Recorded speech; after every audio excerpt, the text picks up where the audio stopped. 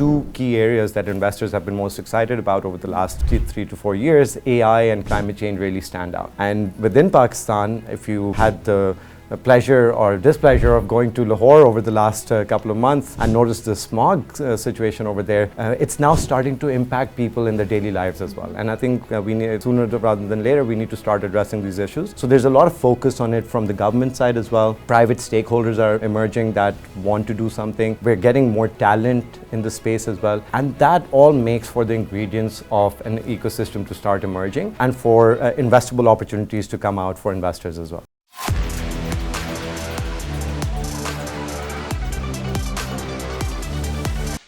Hello and welcome everyone to another episode of All Things Money. With me today is Rabeel Warraich. Rabeel is the founder of one of the biggest, most successful VC firms in Pakistan, Sarmayacar. While they have a whole list of successful ventures, the one you probably know the most is by Kia. Rabeel, incidentally, is also the judge and investor at Shark Tank, which is where you could have seen him.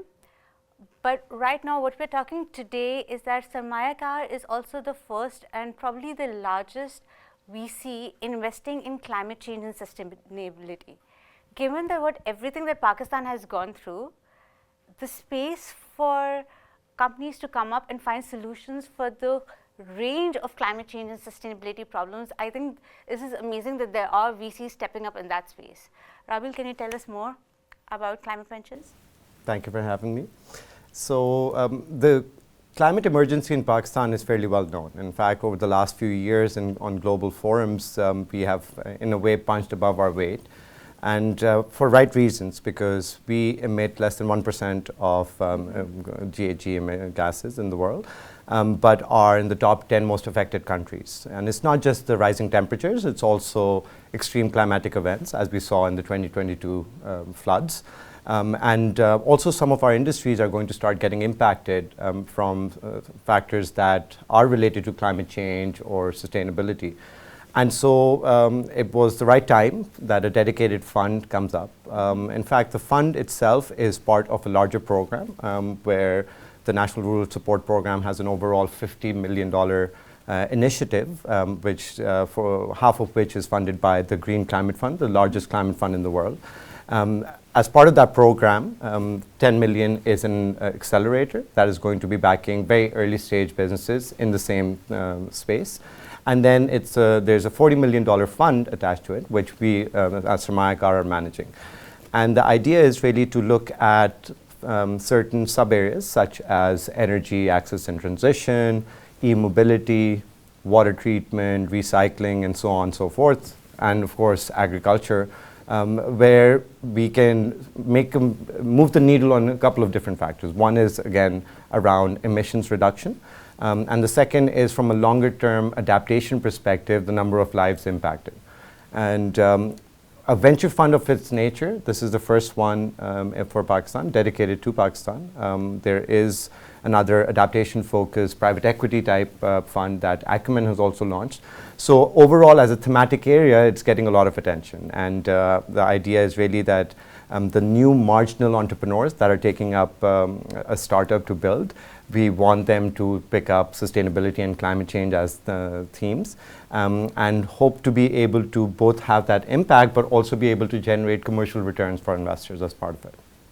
So it's my understanding that there are about 200 companies in the universe of sustainability in Pakistan, of which you are looking at 15 to 20. Is that right? These are some numbers I just pulled up from an article. I don't really know anything about them, hence asking. Yeah, so the fund itself will invest in between 15 to 20 businesses, similar to how we've done for our first technology-focused fund as well. However, the pipeline of businesses right now is, you're rightly so, like when we were doing an initial assessment, we came across about 200, 220 of such businesses. But the expectation is that a lot more are going to come up in the coming years as well. The way a fund works is you have an investment period, which is typically 5 years from the launch of the fund to invest in new businesses. And then the overall life of a fund is 10 years. Our hope is that thousands of such businesses get created. When I look back at 2018, when we launched our first fund, which was the first such fund for Pakistan, VC, there were, again, maybe a few hundred businesses. But since then, just our own fund has evaluated close to 2,500 businesses, of which only like 15, 20 end up getting investment. But you do need the top of the funnel to be filled with as many new businesses, which we call a pipeline, effectively, and then for us to periodically go through businesses that look more interesting and that get traction. Startups are high risk, and a lot of them don't make it past a certain stage. And so what we need to do right now is to give them additional avenues of financing in case they pick up a new startup in this space. There are many different programs in the country that are focused around climate change, and many incubators and accelerators that are increasingly focusing on these themes. And so we expect the pipeline to be hopefully a couple of thousand rather than just a couple of hundred. But that's very heartening that there are so many companies coming up in this space. I mean, the issue of climate change and the climate change awareness itself is not old. It's only like in the last decade that I think people have started waking up and realizing that it's there. And in Pakistan, that is one of the most impacted countries, the steps taken to mitigate it have been very limited by the private sector, definitely by the public sector. So it's great that we have VC funds coming up in that space. We have companies coming up in that space. But that's a huge space. As you mentioned, e-mobility is very different from plastic. So of these sectors, which are the ones that excite you the most? I think when we look at overall climate change and sustainability as a theme, really 50% is all energy related in some shape or form. But energy efficiency, for example, is another sub-area, energy transition. And while this fund is too small to make infrastructure level investments, like utility scale investments, we can look at, for example, optimizing energy usage or efficiency in buildings, HVAC systems, etc., as one example. When we look at mobility, there's many different potential startups that could be backed. Of course, manufacturers of bikes, three-wheelers, even cars potentially. But then you have a separate ecosystem, sub-ecosystem, which is just around batteries. So you could have battery swapping companies as well that can come up. And then also laying out associated charging infrastructure. Now, when we think about like a particular space to invest in, we need to think of like, within that supply chain, what are the different elements and whether it makes sense for one company to do it or there will be multiple different companies. Another example, which is a very big but relatively untapped area, is agri-tech. So for example, if we were to use technology to enhance yields, to detect crop diseases, etc. All of this in this new age is possible through the combination of drones, spatial imagery, and so on and so forth. And this is again something which has not really been invested in that much in the country, but we do have startups that have already gained material traction, FarmDarm to name one, and that they have even expanded beyond Pakistan to other countries as well. But I think where it really starts is also just the measuring and reporting of emissions of different businesses as well. So there's a separate business which is, call it carbon accounting business, that we're looking at already from this new fund. So those are again some of the areas. But if I was to also link it to some of our traditional industries, there's a lot of water usage in the textile industry. How that water is treated and also the entire supply chain, how that's impacting people from a climate change perspective. Those are going to be questions that a lot of the buyers of our textile exports are going to be asking out of Europe and the US. And so sooner or later, everyone has to go beyond just a net zero. Everyone has to make a conscious attempt to have better water treatment, be able to address gender issues even on the supply chain side. And that offers interesting areas for new startups to emerge in. I think the extension of this can go on in many different directions. But overall, as a theme, as you rightly pointed out, climate change and sustainability has emerged over the last few years, really. And if I was to highlight two key areas that investors have been most excited about over the last 3 to 4 years, AI and climate change really stand out. And within Pakistan, if you had the pleasure or displeasure of going to Lahore over the last couple of months and noticed the smog situation over there, it's now starting to impact people in their daily lives as well. And I think we need, sooner rather than later, we need to start addressing these issues. So there's a lot of focus on it from the government side as well. Private stakeholders are emerging that want to do something. We're getting more talent in the space as well. And that all makes for the ingredients of an ecosystem to start emerging and for investable opportunities to come out for investors as well.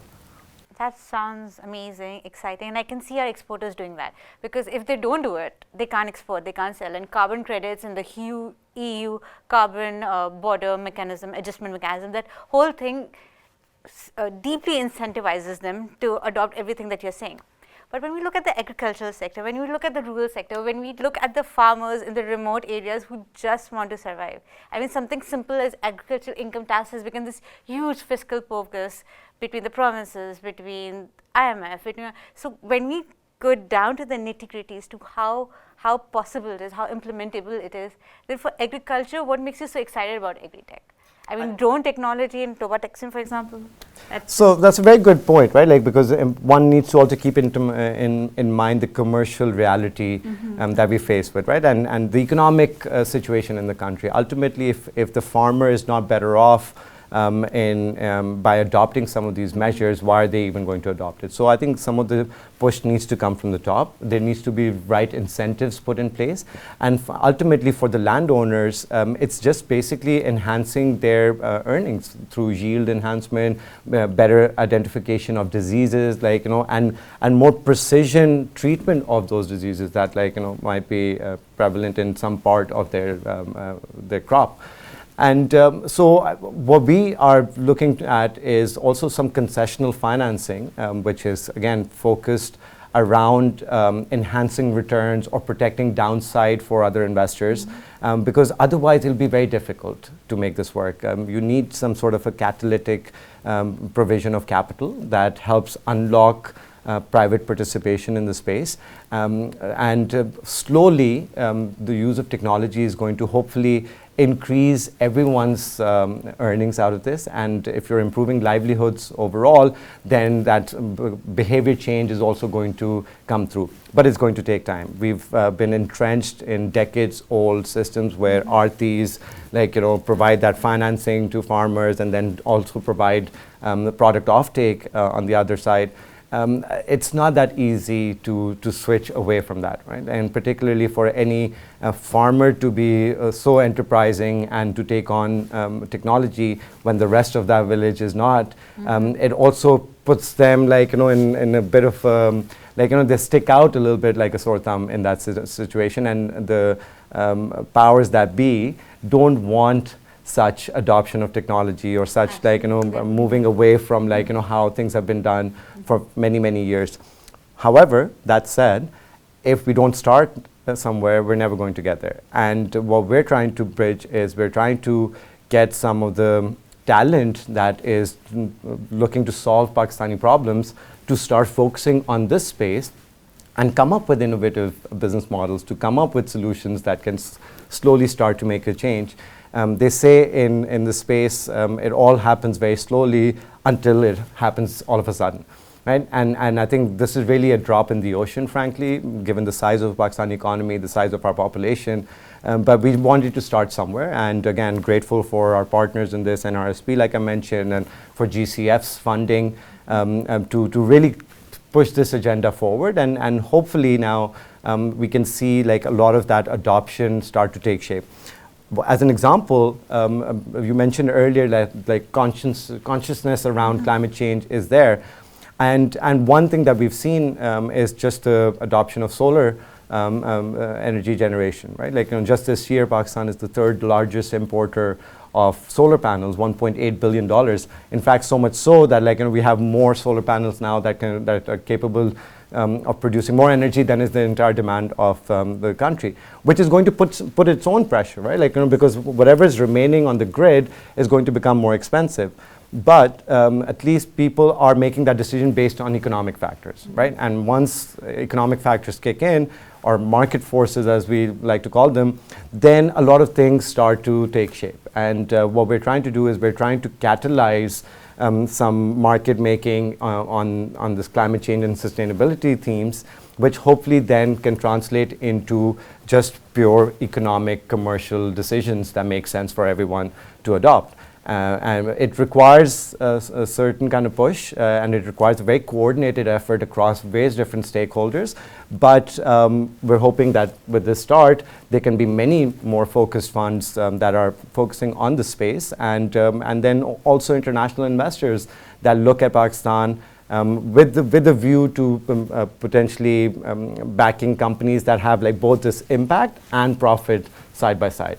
In our recent past, I mean, the pandemic came, and then Panda Mart became a thing, and Baikia became a thing, and we had a lot of the word VC became commonplace. Before that, before the pandemic, I don't remember knowing the word VC, and I'm editor business and finance. So a lot of things changed in a very short time, and even with climate change and sustainability, as you said, I can see that adoption. At the same time, a lot of VCs, a lot of startups went belly up as well. Retailer was there, you suffered your own losses. And just given the ease of doing business in Pakistan, the challenge is the fact that we do not have internet connectivity. I mean, to attract funding from abroad or even from within Pakistani businesses, isn't that a huge challenge? Like, you begin with the most basics and then you build, right? Absolutely. We've gone through our heyday of funding for startups in 2020-21. 350 million, and when you compare it to like how much has flowed in this year, it's really like barely touching double digits. So we've Pakistan has seen, the ecosystem here has seen that setback in terms of how much capital is flowing in as VC into these startups.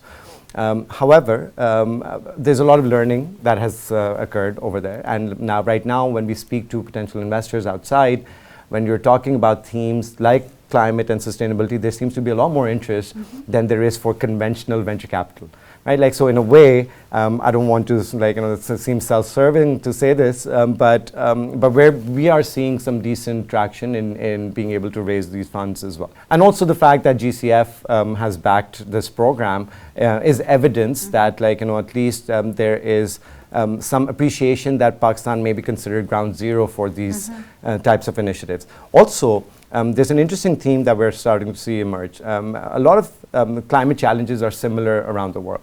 Ultimately, one planet, one climate. And Pakistan can be a relatively lower cost testing ground for some of these solutions, which can then also be scaled across the region. So I was just recently in the Middle East, where this specific theme was brought up as part of the Dubai Sustainability Forum, where they say ultimately a lot of that capital that is going into experimenting, particularly at the execution level rather than just at the technology level, a lot of that can happen in the country. And so I think there is going to be some capital that will make its way naturally towards that space. And while some of the other areas that have not done as well over the last couple of years, particularly like the space that you mentioned, which is B2B e-commerce, there's a lot of kind of investor fatigue around some of those startups in Pakistan as well. And ultimately, when the economic reality kicked in, when people realized that the PKR FX exposure is something that when they translate back into US dollar valuations, maybe they were a bit too eager, the valuations were too high, and the opportunity to generate returns was not there. I think that really led to a global pullback, at least from investing in Pakistan perspective. But that was also not just focused to Pakistan. Globally, we saw venture capital funding go down. And this is natural for ecosystems. I think the longer term thesis around technology penetration in the country very much stays intact. We are only around 2% or so of e-commerce penetration. I don't see that number going down, except that the bar, see the number going up? It will go up. I think it might go up at a slower pace, but and there are going to be certain business models that are just not going to get funded, and a lot of the bar set for investors to participate in the startup investing space is going to be much higher. But I think it's going to keep going up, because ultimately we have a very large, young, consumption-oriented population. And a lot of our consumption patterns have moved to digital first avenues. And people, for example, like maybe if I may include our own age folks and younger, when you talk to them about food, Food Panda comes to mind. When you talk to them about transport, like Yango, InDrive, IKEA, Careem come to mind. And those habits have formed from the time they've started consuming, and mobile first has been their mode of consumption, whether it's for entertainment, whether it's for doing commerce. And so you don't see them moving back to a non-digital world effectively. It's just that they are too young right now to spend significantly. And so as they're growing older, we're going to see an uptick in these numbers for the many decades to come. So my bias, of course, is that this is going to keep happening. It might be a little bit slow in certain sectors. Right now, the sectors that seem hot, climate and sustainability is right up there. So we are focusing from an investment perspective on that sector because we have to spot these trends before they become commonplace. That's why investors pay us the money that they do to find these opportunities and invest in them. Fair enough. I do online shopping a lot more than I used to 5 years ago. So I can see the trend in e-commerce increasing. And by the same token, climate finance, sustainability, climate change, those are the words right now, along up there with AI. And with everything that is happening in the world, not just Pakistan, the tsunamis, the floods, the forest fires, it makes sense for the entire world to find solutions. And if Pakistan can be a testing ground for them, that's great. We get solutions, and then if they can be scalable, it can be a good thing for the world. There is one thing though, investors beware, because there's a lot of greenwashing also taking place, right? Exactly. Now everyone in their slide deck has this thing about like how they're positively impacting climate, which a few months ago wasn't there, right? Like so we need to be careful and mindful that we don't just follow the trend in terms of where we see dollars flowing in. We really need to come up with genuine solutions that address some of the problems. And if these are localized solutions, they have much better chance of scaling within the country.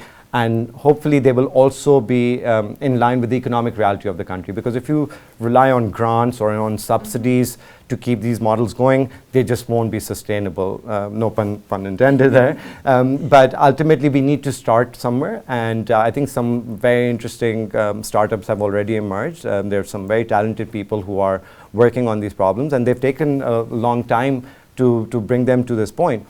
Some success stories out of Pakistan around the climate space have made global headlines. Blue Delta Carbon, which is this mangroves project around Karachi, is the largest of its kind in the world. Mangroves are excellent for absorbing kind of carbon from the atmosphere. So we do have some successes to build on, but we need a lot more of these. And hopefully, as more successes emerge, more interest will be there in participating from an investor's perspective as well, but also from talent choosing to come into the space. Ultimately, the biting constraint is always going to be talent. And that's what we saw in the conventional startup space when a lot of money was flowing into it. Every graduate wanted to either work in a startup or have their own startup. We're hoping that some of that now starts to happen around the climate theme as well.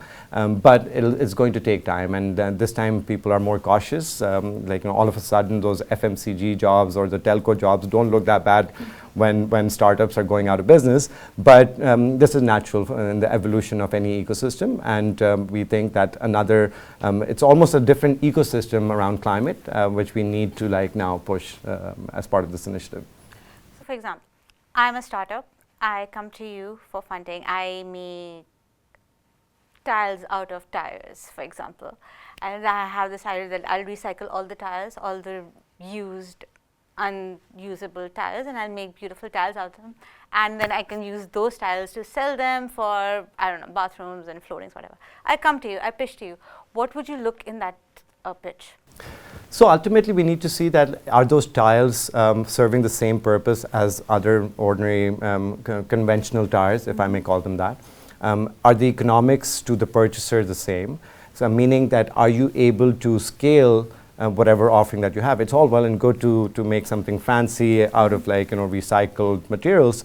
But ultimately, if people are going to have to pay more, we don't think that's going to take off in the country, right? Scalability of these solutions is very important, and understanding of the processes involved, and really, are you truly benefiting the climate by going through all of those processes? But if you're using, for example, coal-fired electricity to do electrification, then that's not really a very clean way of generating electricity either. So we need to look at some of the same things that we look at for any business. Is it a good team? Is it not large enough market? Are customers or consumers going to take on whatever product or service is being offered? And how much money is required to scale such an opportunity? And if, like for like, two opportunities are offering similar potential for returns, and one offers a cleaner path to it, or ultimately has a positive impact on the environment, we would want to go over there, right? But what we don't want to do is we don't want to compromise on the commercial aspects of startups just to be able to push certain impact, because if impact doesn't scale, then it's not very useful. It's to go from a lab, or to from a prototype or proof of concept to really either industrial level scale, or again in the case of other applications like national level scale. That's also a very important element to it.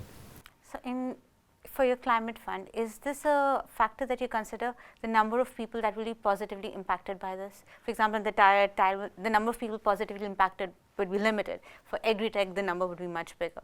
Correct. So the way we describe the focus of most climate funds around the world is a combination of mitigation and adaptation. Mitigation is really where you're mitigating emissions. And adaptation is how are you adapting to the realities of climate change from a longer term perspective. The biggest opportunity in Pakistan is adaptation, particularly with an agri-focused lens, because most of our population is employed, in fact, in agriculture. So there is that ultimately is going to be the solution that we need for the country. In the short term, the more investable opportunities are really around mitigation, abatement, or reduction, right? So from our fund's perspective, we want to look at both spaces, but also keep in mind what is more actionable and what is going to take longer term perspective or longer time horizon to come to fruition. I mentioned earlier that there are other funds that are focusing on that adaptation piece, particularly Acumen's fund. And so I think it's really a combination of these things that we need to look at. The factor that you mentioned, which is number of lives impacted, that has a longer term benefit rather than just any short term mitigation benefit around it.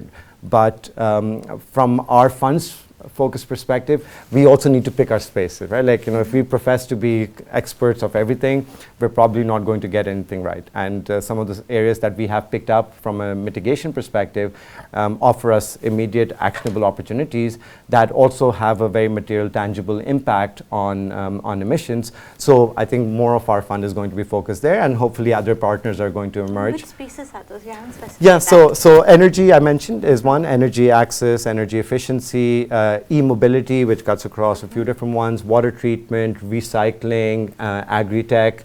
A wide one, range, right? Yeah. But that's also by design, right? Because what we don't want to do is we don't want to focus on specific areas that are too narrow, that it doesn't even give us the mandate to really invest in this space, because climate is a fairly broad space, and when we talk about recycling, it's not just about waste collection and sorting out what's recyclable.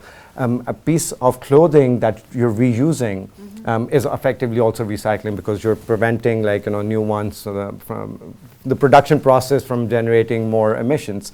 And so one can question okay, it's a platform that allows for recycling of clothes.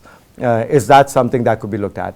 Potentially, yes, right? So we don't want to narrow down too much, but at the same time, what we'll be looking at is what the potential impact on emissions is, or the emission saving from backing one of these companies and scaling it to a certain scale.